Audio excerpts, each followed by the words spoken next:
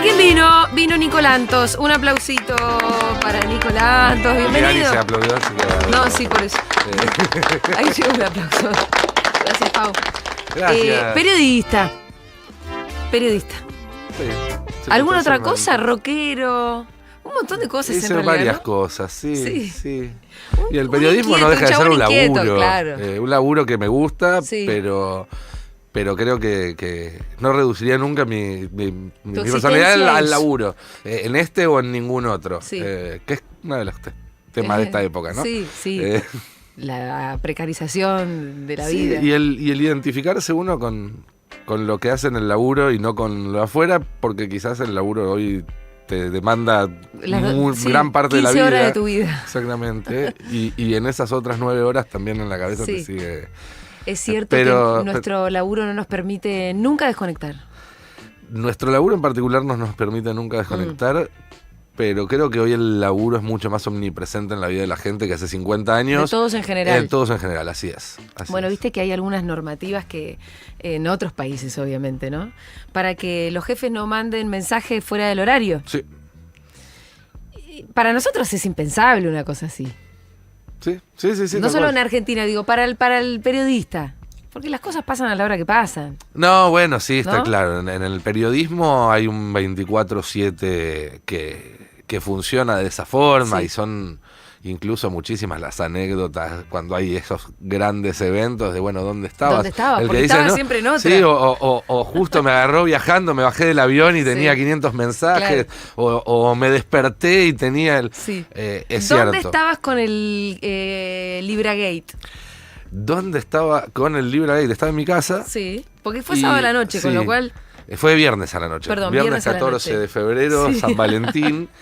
Y tengo yo digo, esto lo podía presentar casi como una prueba. Sí. Porque hay un mensaje, esto fue a las 7:01, Sí. y yo mandé un mensaje de 7 y piquito Sí. al grupo que tenemos de producción del Destape, del Pase, diciendo, Milei acaba de postear una estafa de criptomonedas. Era clarísimo que era una estafa, Para no vos había era ni... y vos no sos un criptobro. No había ninguna duda. Sí. Yo me interesan las criptomonedas. Sabías un estoy poco. arriba del tema y era clarísimo que se trataba Mirá. creo que el mensaje era así como, Milei entró en una estafa de Y vos criptomonedas. tenés ese mensaje que lo mandaste ahí mucho antes que él lo borrara. Claro, él lo termina borrando a la 1 de la mañana, más Claro. o menos. No, de hecho, yo ¿Tan tarde lo borró? sí, estuvo varias horas. Pero yo me fui a dormir Sí. todavía pensando que había sido... No tomé la dimensión de lo que significaba. Me desperté al día siguiente y reconstruí la secuencia, vi las ramificaciones y dije, esto le va a traer dolores de cabeza por mucho tiempo. Ajá. ¿Qué es lo que va a pasar? Sí. ¿Qué es lo que va Vos a no pasar? pensás que se diluyó. No se diluyó y no se va a diluir. Y no se va a diluir. No se diluyó y no Por se lo va a menos en diluir. las tapas de los diarios, en esto, bueno, porque Argentina tiene tantas capas de cosas que suceden todo el tiempo. Pero además, No es que es la tapa de Clarín todos los días, Nico. pero ya no mira nadie la tapa de Clarín. Yo me entero de Está la bien. tapa de Clarín solo cuando hacen una barrabasada, como decía Claro, la jueza claro. camporista. Sí, cuando sí. O cuando dicen que la deuda la tomó el kirchnerismo. Toto Caputo paga la deuda del kirchnerismo. Sí. Ahí me llega viralizada Está por bien. gente Yo- más propia. Ok, incluso. vos tampoco mirás las tapas, porque yo a veces siento que es una negligencia mía. Pero no. Hay que mirarlas para entender, porque las usan para mandar mensajes. ¿En qué anda Se la usan relación? Para mandar mensajes. Es casi un mensaje Exactamente. privado. Hay que ver la metadata. Claro. Digamos, más Hay que que el mirarla mensaje para- explícito. Para ver cómo están dialogando ellos. Así es. Sí. Bueno, hablando del diálogo entre Clarín y Milei, Sí. también de repente hubo ahí, ¿no? Como un agárrame que te mato. Y después no parece haber pasado nada. La compra se efectivizó La compra se efectivizó. y el gobierno dijo que estaba en contra y no pasó más nada. De Y acuerdo Clarín al- siguió haciendo oposición al kirchnerismo, ¿no? Sí. Hay para mí dos cuestiones en paralelo ahí. Por A un ver. lado, la operación alrededor de Telefónica. Y por el otro lado, bueno, en todo caso, políticamente, cómo se resuelve esa relación. Sobre la operación, la información que yo tengo es que el gobierno tenía otros compradores para Telefónica. Ajá. Otros empresarios muy cercanos al gobierno, algunos de ellos incluso parte del gobierno. Ninguno de nosotros ni por un momento pensó que se trataba realmente de una cuestión ideológica en contra de los monopolios, de las posiciones monopólicas. Porque el propio Milei había dicho que los Además, monopolios son buenos. claro. Entonces es impensable que sea ideológico en ese sentido. Milei entonces tenía un negocio compradores. pensado. Clarín lo duerme, lo anticipa, Anticipa la compra, avisa que compró. cierra todo el moño Sí. antes de avisarle al gobierno argentino, lo cual es ilegal, pero sabemos que para Clarín eso no es un obstáculo. Un puesto menor. O al menos es un obstáculo que ya aprendió a saltearse hace mucho tiempo. Y entonces, de ahí la reacción airada del gobierno cuando sale con los tapones de punta, pone el tuit fijado y demás. Sí. Lo que pasa después es que a Milei no le da la nafta para sostener ese conflicto. Vos fijate que No hoy le da para pelearse con Clarín. no le da para pelearse con Clarín. Yo no sé si le daba para pelearse con Clarín en su mejor momento y definitivamente no le da para pelearse Ahora con no. Clarín ahora. Y vos fijate que Milei termina en un año y piquito de gobierno ya condicionado por los tres actores que han condicionado históricamente a todos los gobiernos del 83 hasta acá, excepto en buena medida los tres gobiernos de Néstor y de Cristina Fernández de Kirchner. El Fondo Monetario Internacional, Sí. Clarín y las fuerzas de seguridad. ¿Está condicionado por las fuerzas de seguridad? Y bueno, cuando vos los empoderás, quizás hoy él no se sienta condicionado por las fuerzas de seguridad, O pero siente las que conduce, fuerzas me de imagino. seguridad, en todo caso, saben que valen más ahora que hace un año y medio. Que el gobierno depende más de ellas Ok. ahora que hace un año y medio. Porque ahora Y que hay gente muy importante en el gobierno que los está mandando a hacer cosas que no se tienen que hacer. Y eso te da poder. Y eso te da poder. Decir, bueno, ahora vas a tener que hacer lo que yo digo, o si no la pudro. Se pudre para todos. El Fondo Monetario Internacional hoy le puede poner una hoja de condiciones adelante del gobierno que incluya, no te digo vaca muerta, la República de los Niños, los niños. Conan. Y Milei la va a tener que firmar, porque Sí. ¿cuánto más aguanta sin firmar un acuerdo con el fondo? Se podrá quejar 2-3 semanas más, pero en algún momento va a tener que poner el gancho. Con Además, Clarín- claro, lo aprieta mucho el tiempo, ¿no? Y cuando vos negociás con poco tiempo, realmente tenés toda la de perder. Y con Clarín pasó un poco lo mismo. Se le retogó a Clarín. Y en el medio aparecieron un par de circunstancias complejas para el gobierno. Libra, la represión, jueces de la Corte por decreto, acuerdo con el Fondo Monetario Internacional por decreto.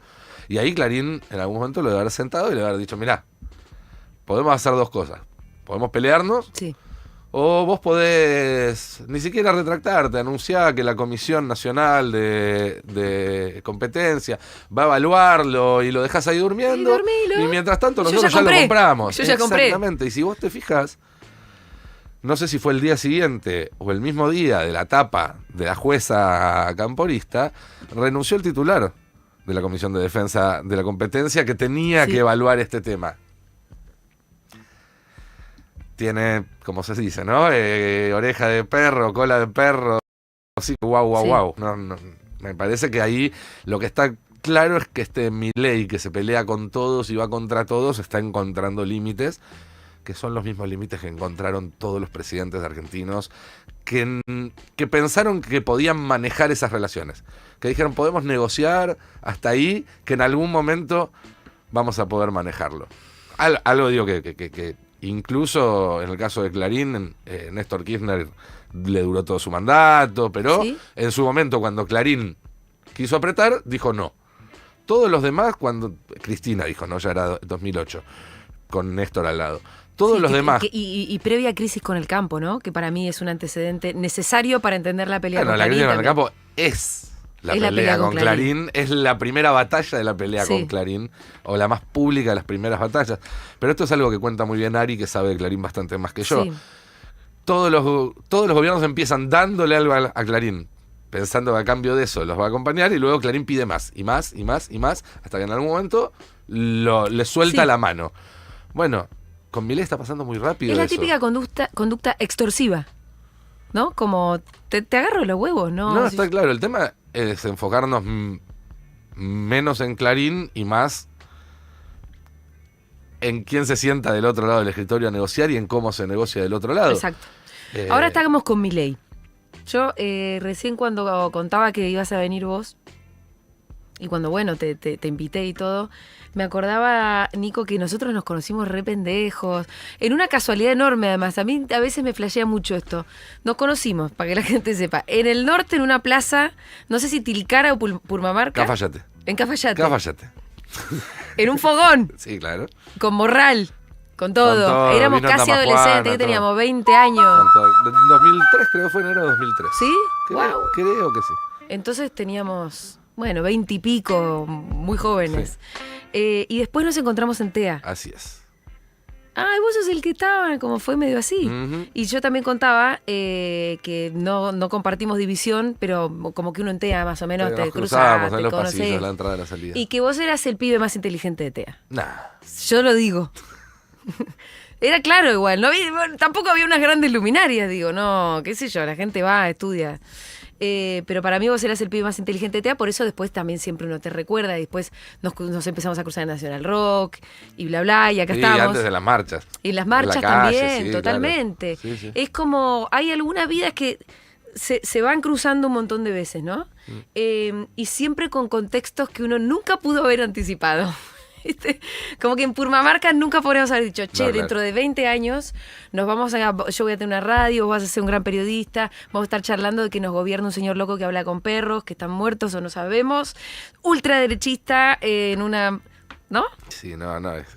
Y en el medio que tantas cosas. Es que creo que ¿Qué nos trajo hasta acá, Nico? ¿Qué nos trajo a nosotros desde Purmamarca a este momento y a Argentina también a este momento con este señor? ¿Qué pregunta? Un cuarto de siglo. Tengo para 20 minutos de ¿Y qué respuesta. cuarto de siglo? ¿Qué cuarto de siglo, claro? Sí, boludo, un cuarto de siglo desde la plaza en Cafayate. Bueno, a ver, en algún punto si uno fuera un guionista y le dicen, mira, tenés que armar una biopic Sí. con estas... Bueno, hay un lazo Sí. que une todo eso, que es la política en algún punto. Total. Digo, nosotros estábamos haciendo un fogón en Cafayate y no en Pinamar o en algo porque seguramente Sí. durante los años previos a la secundaria y demás habíamos desarrollado Un hipismo. determinados, sí. Y posiblemente nos caímos bien porque nos habremos hablado de algo que nos y de una sí, sensibilidad común. Seguramente. No recuerdo por menores No, de yo esa tampoco. charla. Yo tampoco para nada, pero Y después... no tengo dudas cómo se debe haber dado. Sí. Sin duda coincidimos en TEA Mm. porque crecimos en una generación que todavía veía el periodismo como algo... como un valor positivo, Sí. cosa que creo que después se perdió mucho. Y en gran parte por culpa de los periodistas, Ujú. aunque No todos. no principalmente. No nosotros. No, y no todos los periodistas desde ya. Pero todos los que entramos a esa camada. Es particular, porque vos Sí. fíjate que en los 90s hubo toda una camada de periodistas que entraron porque la carrera de comunicación se puso de moda, porque era el laburo del futuro, porque eran los modelos a seguir en ese Sí, momento. Era canchero ser periodista. Claro, y porque también antes los que investigaban eran los policías y de repente ser policía no estuvo bueno en la Argentina. Entonces, si eras curioso, si ya la figura, mismo los protagonistas de los policiales dejaron de ser policías para ser, bueno. Y después está la generación que se peleó con el periodismo de una forma parecida a la que nosotros nos peleamos en algún momento con la política, antes de que nos reconciliáramos. Nosotros estamos en el medio, somos la generación que decidimos ser periodistas entre los piedrazos de 2001 un poco, porque nosotros la elección de Y nuestra sí. carrera fue el final de la Exactamente. secundaria, el principio de la facultad, Sí. fue ese proceso de lo peor del menemismo y de la Rúa. Yo siempre cuento que cuando yo estaba decidiendo qué estudiar, el país se nos estaba desarmando bajo nuestros pies. Y Entonces era ahí... como empezar la adultez en un no país casi. Y entonces es esa reconstrucción que Sí. lleva de un fogón en Salta a TEA, ahí hay una línea. Que es la misma línea que hizo que, como muchísimas otras personas de nuestra generación, cuando apareció un proyecto político que ofrecía algo distinto, nos interesara y nos viéramos atraídos. De maneras Eso distintas. nos encontró en marcha, ¿no? Llegamos a través de lugares distintos y demás. Y que ese proceso político le haya dado cabida a esa generación que se acercó, también explica por qué después nos cruzábamos Sí. en Nacional Rock. Total. Un proceso que hoy con el diario del lunes se puede criticar muchísimo la forma en la que se hizo, es cierto, pero que también ¿Qué fue cosa? valiosísimo. ¿Que el kirchnerismo general, Nacional Rock, a qué te No, referís? digo, la manera en la cual se incorporó una generación Sí. a la política. a la política a través de determinadas formas o estructuras que quizás hoy en día, viendo hacia atrás, decimos, quizás se podría haber hecho distinto, pero la verdad es que no estábamos ahí para hacerlo, y quienes lo hicieron, con los grados de éxito y fracaso que se miden. Yo creo que más allá que las formas, hay algo de... El kirchnerismo en general, viste, fue atractivo por un montón de cosas, también para la juventud, más allá después de las formas que tomó eso. Pero no estaba hablando de las formas, ¿eh? No estaba hablando de las formas. Sin duda fue atractivo para la juventud y supo capitalizar ese atractivo apropiándose en un buen sentido, tomando esa juventud para que no sean solamente los que están en el patio escuchando el discurso, sino que nutran de cuadros no solamente el Estado, también, y el ejemplo de Futurock en ese sentido es tremendo. Digo, es una camada de gente que piensa el país desde su lugar. Pero que además aprendió a hacerlo adentro y que aprendió del Estado. a hacerlo adentro de esas estructuras. Sí. Y ahí creo que es donde voy a así teletransportarme, ¿no? Pero creo que un poco el conflicto que explica hoy en día es la diferencia entre Cristina y Axel, Máximo y Axel, es que Axel no aprendió de esas estructuras. Él hizo su propio camino de aprendizaje por otro lado. Y eso todavía, aún tantos años más tarde, y habiendo trabajado juntos tantos años, genera algunas chispas. Pero volviendo a la reconstrucción de esa historia, a nuestra película de un cuarto de siglo, el resto de los capítulos creo que se explica más fácil, esos son más evidentes, ¿no? Aparte de lo que pasó entre ese de 2013 y ahora. Por lo menos, a ver, son más evidentes, lo cual no significa que nos pongamos de acuerdo en la interpretación. No, lleguemos hasta Milei, que nos trajo a Milei un poco también. Ya no tanto en nuestra película, sino en el contexto. ¿Qué nos trajo a Milei? Es difícil, pero me parece que la pregunta es muy 2024, esto es cierto, pero la respuesta todavía no es muy clara y es ¿cómo ganó Milei?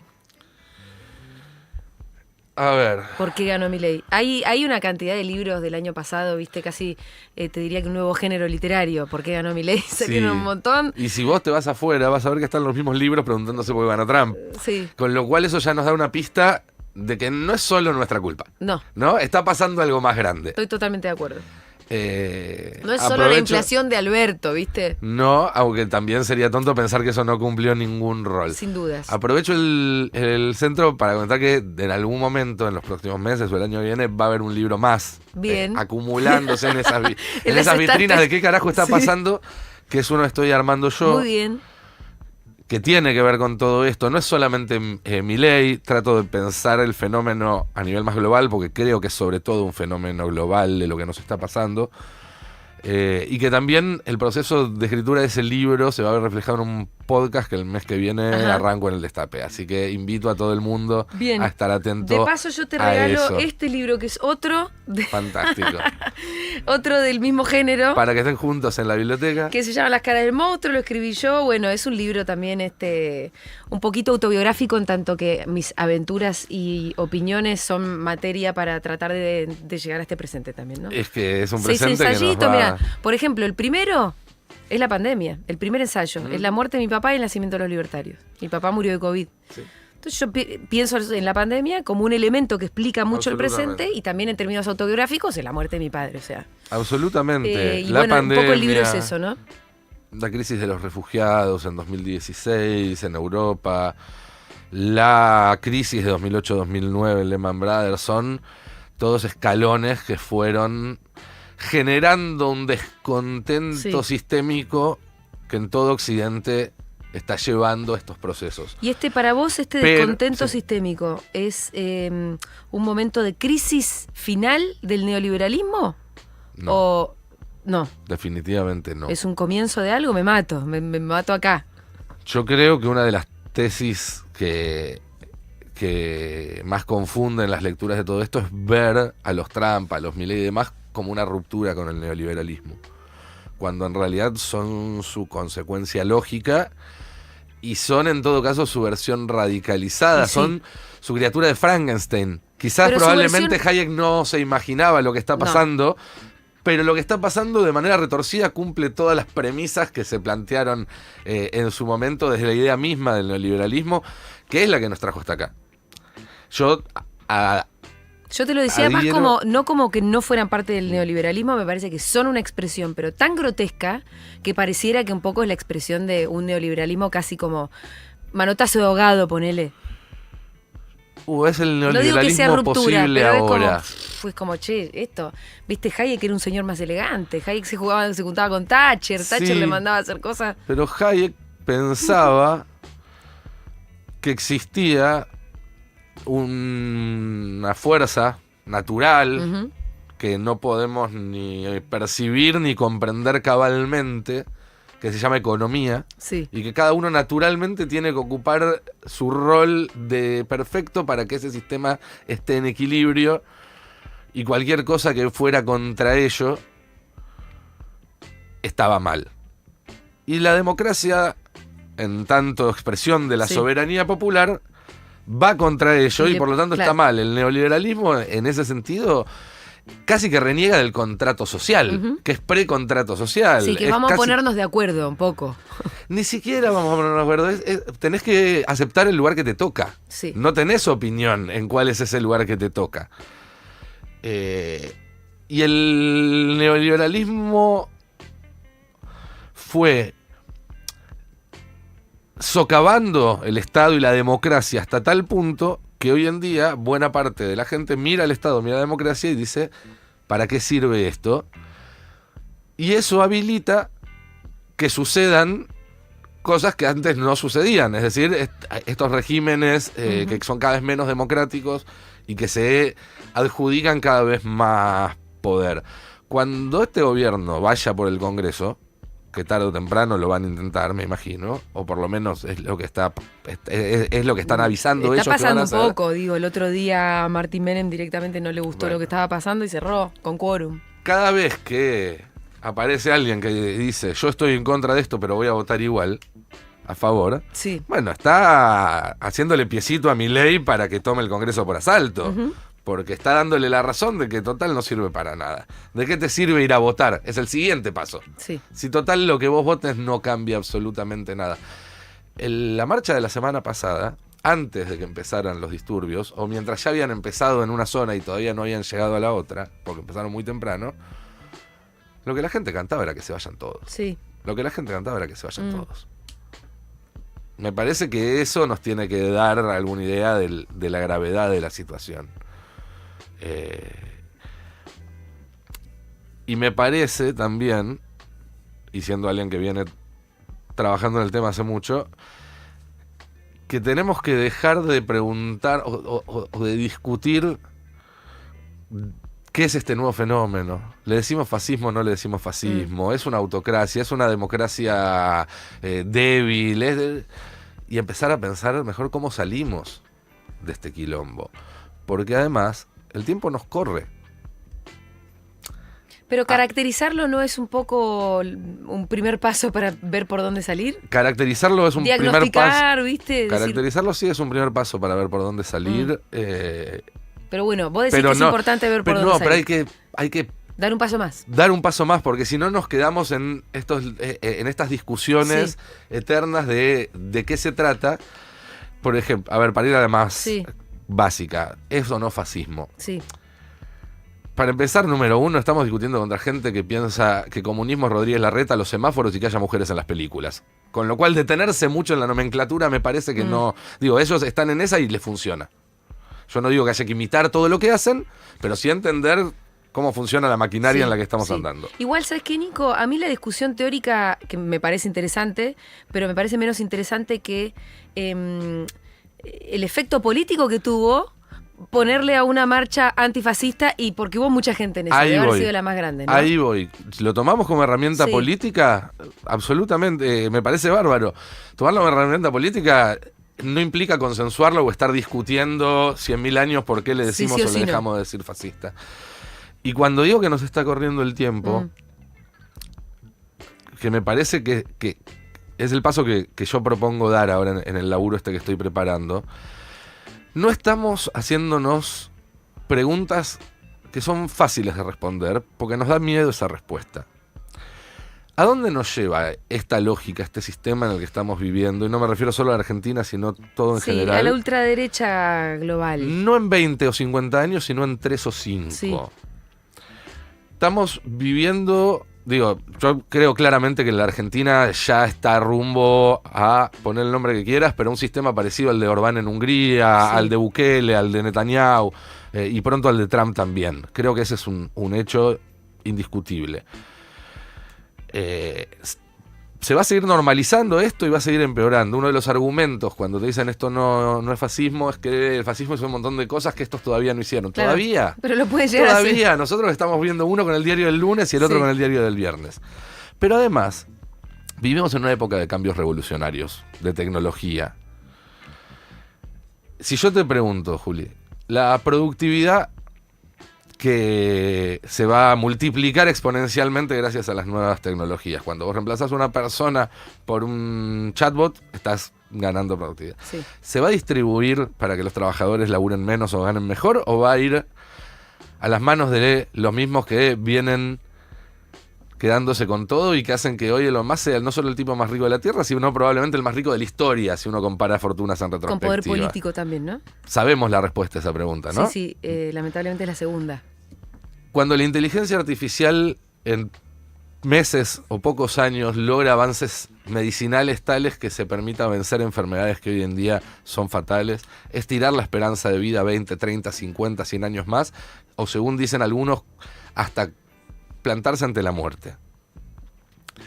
¿Eso se va a distribuir equitativamente entre toda la población del planeta? ¿O vamos a un modelo en el cual va a haber 1.000, 5.000, 10.000 semidioses prácticamente inmortales que van a gozar de toda esa tecnología que además les va a permitir controlar y reprimir a todo el resto mucho más efectivamente que ahora? También sabemos la respuesta a esa pregunta. Nos da un montón de cagazo afrontarlo, pero estamos yendo a eso en el periodo, si no es de nuestras vidas, es la de nuestros hijos. Entonces hay que empezar a hacer algo ya mismo para escapar de eso.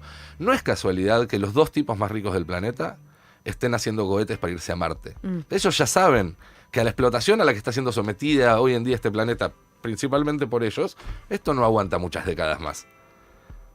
Bueno, hay que activar ya mismo, porque dentro de poco se va a ver cerrado esa ventana de oportunidad. Y la primera manera de activar es pensando. Porque la primera batalla que ganaron ellos es la que planteó Thatcher en su momento, que es no hay alternativa. No hay alternativa, no hay alternativa, nos la creímos. Fukuyama dijo se terminó la historia y del centro a la izquierda entramos todo como un caballo. Claro. Mientras del resto seguían tirando del coso y pescando. Y así llegamos hasta donde llegamos ahora. Entonces, ese fenómeno global tiene en Milei su representación local. Ahora, Milei es distinto de Trump, es distinto de Meloni, es distinto de Boris Johnson, es distinto de Orbán. ¿En qué? Bueno, en aquellas cosas que sí tienen que ver con las cagadas que se mandó la sociedad argentina y la política argentina, las de los empresarios, los sindicalistas, los medios, los comunicadores, no solamente en los últimos 4 años del Frente de Todos, no solamente en los últimos 8, sino yo diría del 83 hasta acá, porque se construyó una promesa de sociedad en función de que la democracia te da de comer, te educa y te cura, y pasó medio siglo y la democracia no está cumpliendo esa promesa. Entonces es lógico que haya gente que mire hacia afuera y diga, che, la verdad es que si estos tipos vienen y me prometen que pueden solucionar esto, no me importa tanto qué métodos utilicen para solucionarlo. ¿Y por dónde te parece a vos que sale? Porque si hay que hacer algo ya mismo. Sí. Un poco es lo que a cada uno le toca, vos tu libro, tu podcast, nosotros seguimos haciendo esto, acá denunciamos, o es algo diferente. No sé si spoilearme, pero en principio poco, dale. Creo que es el momento de empezar a charlar de que es incompatible la existencia de los supermillonarios, no de los millonarios, de los supermillonarios, con la dignidad y cierto grado de soberanía personal en el resto del planeta. Amén, Nico. Amigo, te banco un montón con eso. Pero hay que empezar a decirlo. Sí. Pero hay que empezar a decirlo. Sí. Hay un ejemplo que a mí me parece extraordinario, perdón, Juli. Si a vos te dieran $1 por segundo, te das una cuenta en el banco donde todos los segundos te depositan $1. En 11 días y medio sos millonaria. No lo tocas, $1, $2, $3, $4, 11 días y medio sos millonaria. ¿Sabés cuánto tardás en llegar a $1.000 millones, que es el límite que pone la lista Forbes para hablar de supermillonarios? Más de 31 años. ¿Y sabés cuánto tardás en juntar la que tiene Elon Musk ahora? ¿Cuánto? 10.400 años. ¿Con eso del segundo? $1 por segundo, tenés que estar 10.400. Entonces, la cantidad de poder que significa esa acumulación de dinero no la vimos en otro momento. No. Y si lo sumás a los algoritmos, a las nuevas tecnologías y demás, estamos ante un monstruo nuevo y hay que tratarlo como lo que es. Totalmente. Entonces, creo que hay que empezar a discutir esas cosas, empezar a discutir qué significa, cómo devolverle a la democracia el valor intrínseco de que sea un autogobierno por parte del pueblo para sí mismo. Porque eso es lo que significa democracia. Después todo lo otro son construcciones encima de eso. Y es algo que perdimos hace mucho. La gente siente que vote a uno u otro le va más o menos igual de mal, cambian pocas cosas. Ellos patearon el tablero y dijeron, nosotros si ganamos vamos a cambiar un montón de cosas. Y las están cambiando. Uh-huh. No creo que haya que caer en el error de decir, bueno, la próxima vez que ganemos nosotros hacemos un mega DNU y cambiamos todo el segundo día porque ese mega DNU no dura ni 6 horas, te lo frenan. Pero sí tenemos que empezar... Por una correlación de fuerzas complicada. Pero tenemos Siempre. que empezar a mirar a los ojos a la gente. Yo lo digo en primera persona, no porque sea político ni esté pensando en lanzarme a nada ni nada por el estilo, sino desde mi lugar de que hablo y hay gente interesada en escucharme. Y hay gente que te escucha y capaz que representás a más de uno en algún sentido, ¿no? Tenemos que empezar a pensar... ¿Qué condiciones tiene que tener una democracia para que la gente vuelva a estar interesada en sostenerla y en dar el enorme esfuerzo que significa sostener un sistema democrático? A principios de 2001, Guillermo O'Donnell, el gran politólogo argentino... Justo, ayer estuvo Val Medina, también lo citó. ¿Lo citó? Sí. Dio una nota en la cual él está hablando de lo que pasaba en Argentina. Hacía poco había renunciado Chacho Álvarez. Ajá. Fue antes de diciembre de 2001, pero él dice, una democracia se desgasta como una casa con termitas. Vos te das cuenta el día que se viene abajo, claro, aunque por mucho tiempo haya estado. Y eso después lo retomó la ciencia política y es la tesis de Ziblatt y Levitsky, que escribieron Cómo mueren las democracias y demás, que es lo que nos está pasando ahora. Pero en esa misma nota dice otra cosa, Donald, que es muy importante, que es, no hay un punto de equilibrio. Tal como están las cosas hoy en día, no duran mucho más. O se desbarrancan para un lado y se va toda la mierda, y ya sabemos lo que significa eso porque nos están dando una muestra gratis, o nosotros empezamos a mostrar que hay un otro lado para el que se pueden ir a la mierda. Empezamos a correr la ventana de Overton para el otro lado. Discutamos que la acumulación infinita esté penada, y esté penada gravemente. No es contra las personas. No, pongámosle una tasa marginal del 100% a la gente que tiene más de tanto. Insisto, no es al que tiene 4 departamentos, ni siquiera es al que tiene 5 mansiones, 2 jets, un yate y se la pasa viajando en primera. Estamos hablando de tipos que tienen fortunas del tamaño de un PBI de un país como la Argentina. Claro, y que podrían el otro día, ahora no me lo voy a acordar el número, ¿viste? Esas, para visualizarte, ¿no? Creo que lo leí en un informe de Oxfam. Sí. Que era la guita de Elon Musk, también la podías entender como si Elon Musk gastara $1 millón por día, podría estar 300 años gastando su guita y no la hubiese terminado de gastar. Y Stiglitz escribió que, según un cálculo que hizo, la fortuna de Elon Musk alcanzaría para sostener un servicio de inteligencia del tamaño del MI6 británico laburando para él privadamente. Es absolutamente incompatible con la democracia, la soberanía popular, la soberanía nacional de cada país. Te diría, bueno, es evidentemente peligroso. Es una amenaza. Es una amenaza. Es una amenaza y tenemos que empezar a tomarla como tal y por lo tanto reaccionar. ¿Y cómo se reacciona? Bueno, nosotros somos muchos y ellos son muy pocos. El tema es que hoy en día hay una alianza entre esos súper ricos que encontraron en la base un campo fértil, una base que ellos mismos regaron, porque al no pagar impuestos, los servicios son peores, la gente se enoja con el Estado, es bastante sencillo ese circulito. Pero fíjate que a través de figuras como el argentino de bien y demás, lo hacen pensar a mi vecino, que está más cerca de Galperín, y insisto, para que no nos hagan el recorte malicioso, esto no es en contra de las empresas, no es en contra de los empresarios, debería haber muchísimas empresas y empresarios haciendo mucha plata, dando mucho trabajo, generando muchísimas innovaciones. Una vez que te compraste la quinta mansión, macho, a lo mejor cada centavo que te entra debería reconducirse a los que tienen un poco menos de oportunidades. la quinta mansión, no la primera, no la segunda. Esto no es anticapitalista, no es antiempresario. Yo no soy comunista, no soy marxista. Yo creo que la Argentina necesita más inversión extranjera. Yo creo que Argentina necesita una macroeconomía ordenada. Yo creo en todas esas cosas, ¿sí? Pero también creo que si una persona puede acumular infinitamente, por definición, al resto algún día no le va a quedar nada.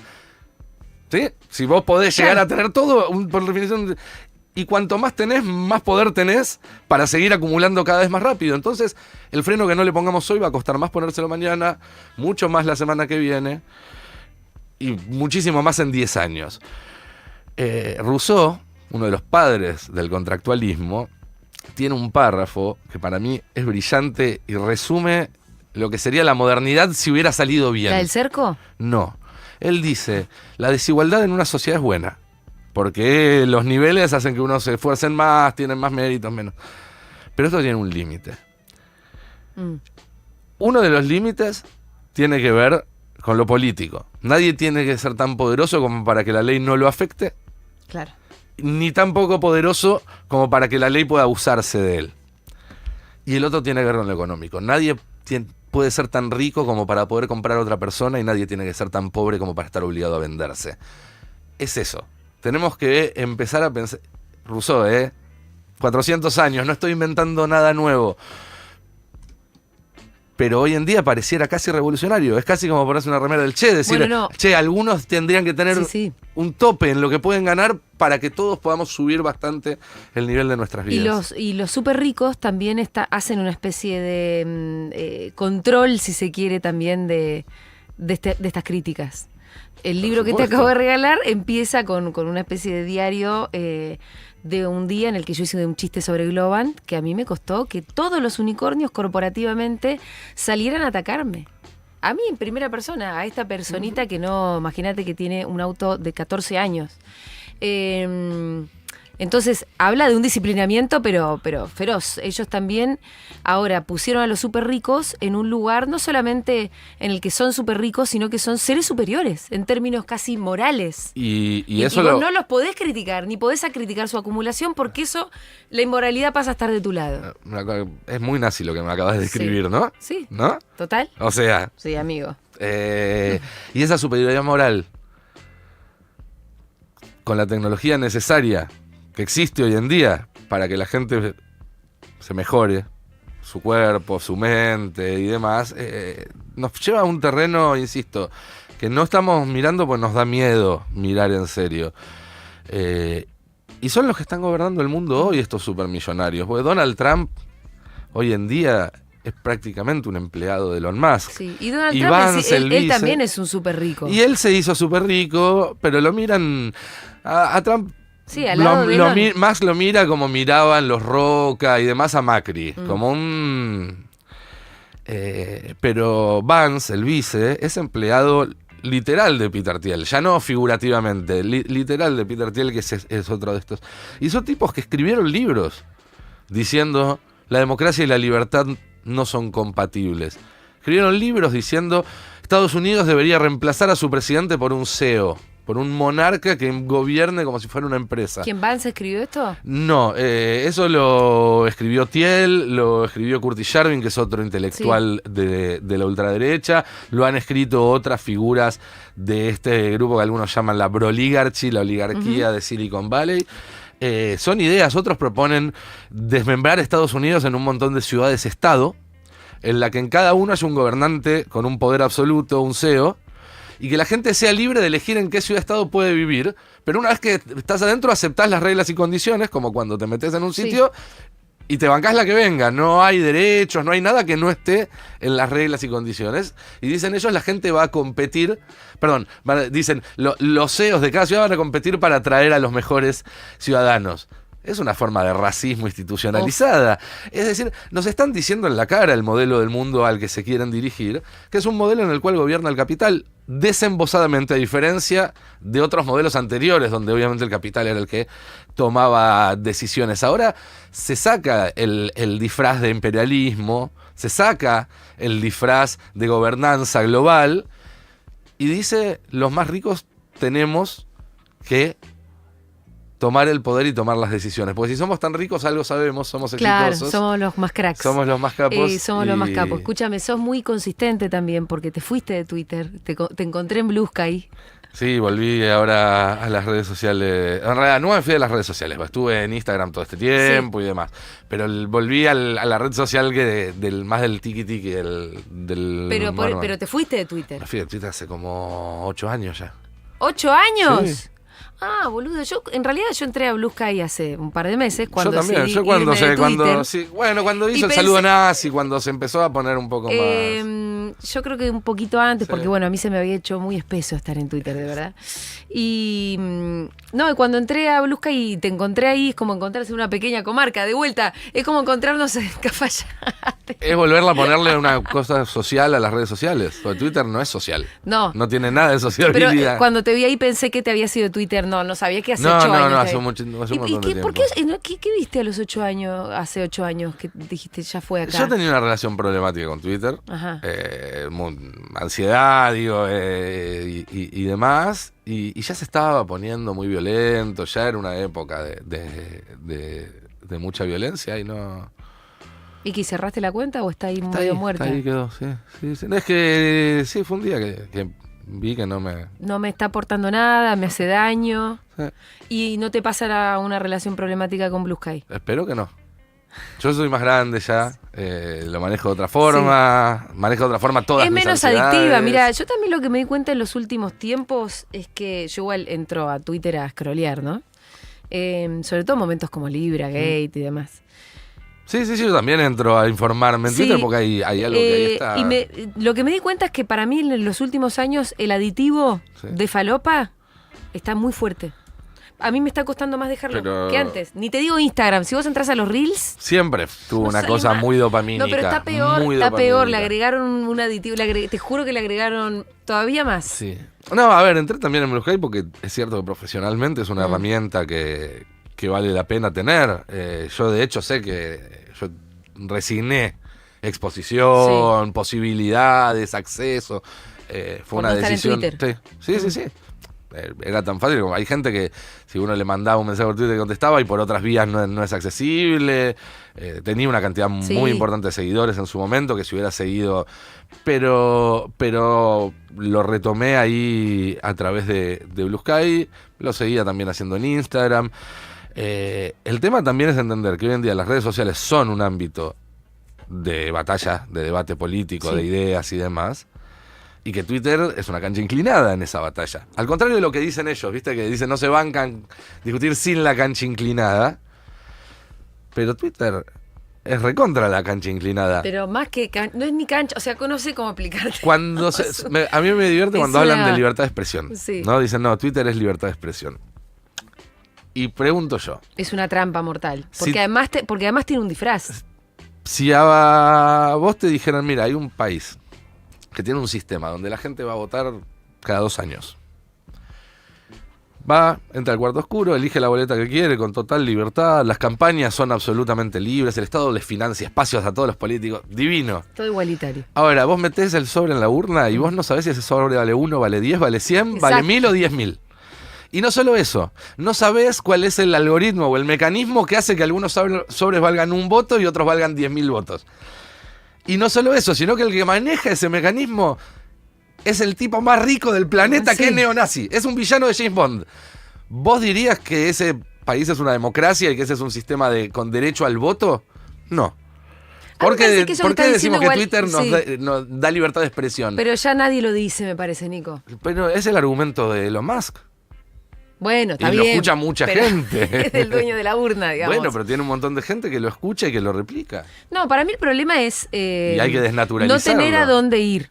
Que por Sí. eso me parece que por lo menos estamos ahí en Blue Sky, Ujú. aunque a veces pareciera que está demasiado Bueno, lejos, ¿no? Vos me preguntabas qué hacer. Sí. Digo, bueno, prohibir los supermillonarios es uno. Una mucho mayor inferencia estatal en las decisiones de estas megacorporaciones que afectan cada aspecto de nuestras vidas. Porque hay gente que se pone en pareja o no en función de quién le muestra el algoritmo. Sí. No es solo que te tomás. hay que tener el Estado tiene que intervenir en eso, tiene que intervenir profesionalmente, digo, no en el sentido fascista de la palabra, ¿no? El Estado tiene que meterse para espiar quién publica qué cosa, quién se habla con quién. No. Tiene que saber cómo funciona el algoritmo, tiene que poder decir esto sí, esto no. Un poco lo que quiso hacer Brasil o lo que está queriendo hacer Brasil, sí. un poco lo que está queriendo hacer Pasa que Australia. sí, necesariamente el camino es ese, porque si vos decís, bueno, ¿cómo enfrentamos a los megamillonarios? Va a ser con poder popular. ¿Cómo se expresa el poder popular? A través de representantes. Sí. En definitiva, es la política. Sí, de un Estado que representa una comunidad organizada. Exacto. Para decir algo que le guste a los amigos doctrinarios. Porque Sí. lo que le da legitimidad al Estado es la comunidad organizada detrás. Entonces, y lo que pretende este esquema de neofascismo, a mí me gusta decirle neofascismo, Sí. pero no porque sea un nuevo fascismo, sino porque es fascismo neoliberal. De la misma manera que los neoconservadores se llaman así porque son conservadores neoliberales. Bueno, estos son fascistas neoliberales. Y lo que llevan como bandera es el individualismo. Entonces, obviamente que la respuesta a eso es construir comunidad. Pero de manual, está cantado. Y la construcción de esa comunidad tiene que utilizar al Estado como herramienta para oponerse ante estos poderes corporativos tan grandes que lo dejan chiquito. Y por eso mismo también los Estados tienen que empezar a trabajar entre sí, no en un esquema globalizador, sino en un esquema internacionalista, en un esquema donde cada soberanía nacional se potencia al unirse a otras soberanías nacionales para poder hacerle frente a estos monstruos que son más poderosos que los países más poderosos del mundo. Bueno, tendrá que haber un cambio de paradigma grosso. En algún momento necesariamente. alguien dijo cortémosle la cabeza a María Antonieta y cambió todo. Así que. Sí, esperemos que no se llegue a cortar cabeza. No, bueno, está bien. Es una pero metáfora. Lo más probable es que haya que quemar algunos posiblemente Tesla en quede, el camino. Pero Y sí. bueno, boludo, qué sé Y yo. sí. También, viste. El mundo muchas veces se terminó resolviendo por la vía violenta. Sí, no es una propuesta pero que estoy haciendo. Lo que pase en ese sentido escapa absolutamente de nuestras manos. Sí. Lo que no escapa de nuestras manos es la tarea cotidiana de no darnos por vencidos, de no creernos que no hay una alternativa, que esta es la única manera de hacer las cosas, y de pensar efectivamente por dónde tienen que ser las alternativas de forma tal que vuelvan a convencer un número suficiente para que se organice y desde esa organización surja una forma de poder que se pueda oponer a esta forma de poder, porque de eso se trata al final del camino todo, de construir formas de poder que puedan oponerse a formas de poder que están operando en contra nuestra. ¡Bravo, Nicolantos! Y así se terminó haciendo las Ya pasó 2 de la todo. tarde. Sí, no puedo. Nicolantos. Escúchame, ¿y el podcast dónde lo vamos a poder escuchar? ¿Cuándo? ¿Cómo se llama? Estrena en abril, si sale todo bien, Sí. en El Destape. Ajá. Todavía no puedo decir ni el día, ni la hora, Ni ni el nada, nombre. pero se va a poder ver en el canal de YouTube. Bien. Se va a poder escuchar en Spotify, bueno, en todas esas Bueno, plataformas. Seguramente avisa. también se estrene en la tele, porque el Destape sale por la tele. Y son 14 capítulos, uno por cada capítulo del libro. Y cada ¿Dónde? capítulo es uno de los elementos. Empiezo haciendo un diagnóstico, Ajá. como todos. La primera parte del libro es el diagnóstico, la segunda parte se pone un poco de ciencia ficción porque es, bueno, ¿a dónde nos lleva este camino que ¿A dónde estamos? podríamos ir de ¿Dónde vamos a seguir estar por en acá? 5 o 10 años respecto al cambio climático, a los viajes al espacio, a la inteligencia artificial y a la privatización de todo, que es otro fenómeno que está avanzando? Y la tercera parte es, bueno, ¿y ahora qué hacemos? Bien. Y algunas ideas para empezar a discutir para salir de esto. Algo tendremos que hacer por nuestras niñas. Algo tendremos que hacer por nosotros, por nuestras niñas, por los niños y las niñas de nuestras niñas. ¿Cómo se llamaba? Greta. Greta. Sí. Preciosa. Está ¿Cómo enorme, con la hermosa, le paternidad mando bien? un besote que quizás está escuchando porque está llegando al jardín a esta hora. Bueno, entonces le mandamos un beso a Greta. Enorme. Gracias, Nico. Me encantó que hayas venido. Gracias, Juli, por la invitación y seguramente ahora cuando salga Sí, claro, te voy a volvés. manguear para venir Por a supuesto. vender el podcast. No, dale, Wow. dale, volvés. Y a discutir Este, estos temas porque hay que discutirlos Y hay que, en voz no hay que alta. parar de hablar nunca. Me Y parece además, es un- te digo esto de hacer comunidades, bueno, nosotros, imagínate que lo tenemos Sí, como claro. un lema. A la gente le encanta cuando nos encontramos con periodistas de otros medios que se nos parecen y también es como una comunidad de comunidades, Y ¿no? sí, Eh, y sí. Totalmente. Es lo que hay que hacer. Sí, es lo que hay que hacer. Juli, mil gracias. Gracias a vos. Nicolantos pasó por Mirá Quién Vino. Paulita Artiuk estuvo en la puesta del aire y Juan Piparón en la puesta de cámaras. Connie Gide y Balú Dazzori estuvieron en la producción. Yo soy Julia Mengolini y ya me despido. Se quedan en la buena compañía de Juana Morín y todo ese equipo con Crónica Anunciada. Chau, hasta mañana. Oh,